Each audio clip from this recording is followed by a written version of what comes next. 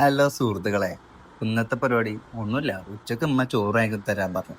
അപ്പം നമ്മൾ കുടുംബശ്രീ പോയിട്ട് രണ്ട് ചോറ് വാങ്ങി പറിച്ച് നമ്മൾ നേരെ വീട്ടിൽ പോയി. അവിടുന്ന് അതും കഴിച്ച് ഏകദേശം ഒരു വൈകുന്നേരമായപ്പോൾ നമ്മൾ എന്ത് ചെയ്തു, കുറച്ച് മുട്ട പൊരിച്ചു, രണ്ട് മുട്ട പൊരിച്ചു. അത് കഴിച്ചപ്പോഴാണ് ഈ ചങ്ങായി കയറുന്നത്. ഇവനാണ് എൻ്റെ ഇച്ചാപ്പി. ഇവനെ കുറച്ച് ഞാൻ കളിപ്പിച്ചിരുന്നത്. രാത്രിയായപ്പോൾ ഇവൻ്റെ വീട്ടിൽ ചെറിയ പരിപാടി ഉണ്ട്. അവിടുന്ന് പരിപാടിക്ക് പോകുന്നത് നമ്മൾ എന്തായാലും അവിടുത്തെ അടുത്തുള്ള പള്ളിക്ക് നിസ്കാരം കഴിഞ്ഞിട്ട് നമ്മൾ നേരെ പരിപാടി കയറി. പരിപാടി തുടങ്ങി. ഏകദേശം അത് തീരുമാനമായി. നേരെ ചോറ് വെച്ചായിരുന്നു. ഇതാണ് നമ്മൾ വീട്ടിൽ മൂപ്പര് ചോറ് തന്നു കേട്ടോ. നല്ല മനസ്സിൻ്റെ ആളാ. അപ്പൊ ഇനി ചോറാണ് ചോദിച്ചപ്പോൾ ഇനി ചോറ് വേണ്ടെന്ന് അറിഞ്ഞിക്കണെന്ന് പറഞ്ഞു. ഏതായാലും പുറത്ത് ചോറ് ചെയ്യുന്നതിൽ ഇപ്പൊ ഒന്നും കിട്ടൂല എന്നോൾക്ക് അറിയണോളൂ. ഓള് നേരത്തെ തന്നെ ഉള്ളത് നേരെ തിന്നാനോളൂ. ഇത് ഓളെ കുട്ടിയാണ്. ഓള് ഞാൻ ചോറ് ഇട്ട് വെച്ചപ്പോൾ ഉമ്മച്ച് തന്നില്ല എന്ന് പറഞ്ഞത്.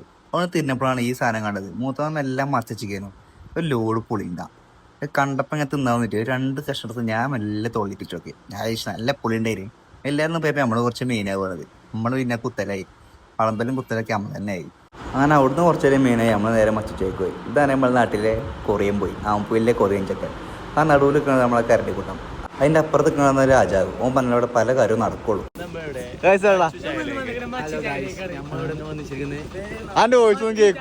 സംഭവം ഓരോന്നും നമ്മളെ ക്യാമറയിൽ വ്ലോഗ് എടുക്കാൻ നോക്കിയതാണ്. പക്ഷെ ഞാൻ ഇത് റീൽസ് നമ്മൾ വോയിസ് ഓവറാണല്ലോ കൊടുക്കല്. അതുകൊണ്ട് ഓരോ നിൽക്കണേ. ഇത് നമ്മളെ ചെറുക്കാം. നമ്മളെ കുറേ ചെക്കൻ തന്നെ. അവൻ്റെ സ്ഥാനം തുടങ്ങുമ്പോൾ എന്തൊരു സുഖമാണെന്നറിയാം. ഒരു മുട്ടും കാലം അളക്കണതാണ് എല്ലാവരും എയ്മ കയറാൻ നിൽക്കാറ്. ചെറുക്കൻ്റെ മുട്ടും ഞാൻ അവിടെ ഉണ്ടാവുന്നതിനാവോ ഒക്കെ പറിച്ചെടുക്കുമ്പോൾ കയറും. ഓരോരുത്തർ മാന്ത്രം ഉണ്ടാലേ കാല് കാണാത്ത മരിക്കാം. അങ്ങനെ അവിടുന്ന് ചായം പിടിച്ച് നമ്മളെ നേരെ പരിക്ക് പോയി. ബാക്കി നാളെ.